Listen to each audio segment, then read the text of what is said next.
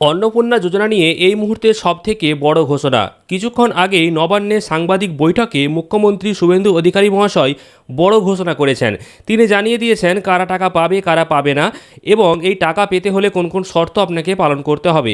তো আজকের এই ভিডিওতে মুখ্যমন্ত্রীর যে লাইভ বক্তব্য সেই বক্তব্য শেয়ার করব এবং কারা টাকা পাবে এবং কারা টাকা পাবে না, 17ই আগস্ট যে টাকা দেওয়া হবে সেই 17ই আগস্টে আপনি টাকা পাবেন কিনা সেটাও আপনি নিজে থেকেই বুঝতে পারবেন। তো অবশ্যই মনোযোগ সহকারে এই গুরুত্বপূর্ণ ভিডিওটা শেষ পর্যন্ত দেখবেন।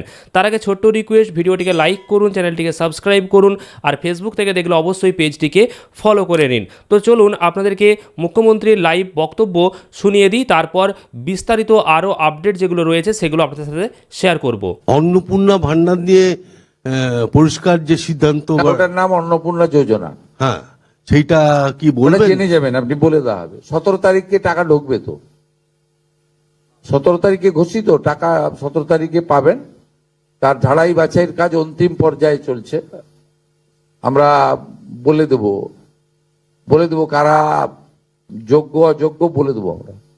মাননীয় মন্ত্রী মালতী রাভা রায় এবং অন্যান্য আধিকারিকদের নিয়ে কথা বলে জানিয়ে দেবো আপনাদের।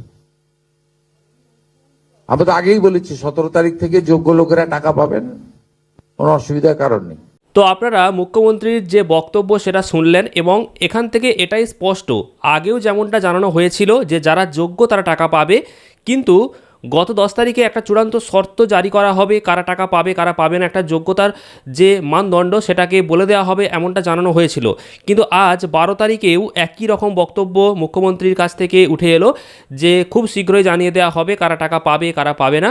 তবে হ্যাঁ, আপনাদেরকে এই মুহূর্তে জানাবো যে মুখ্যমন্ত্রী যেটা জানালেন যে 17 তারিখ থেকে টাকা অ্যাকাউন্টে ঢোকা শুরু হবে, জেলায় জেলায় টাকা পৌঁছাবে এবং সেই টাকা উপভোক্তারা পাবে। তো আপনাদেরকে বর্তমানে যেটা করতে হবে সেটা হচ্ছে অপেক্ষা করতে হবে, এছাড়া আর কোনো উপায় নেই।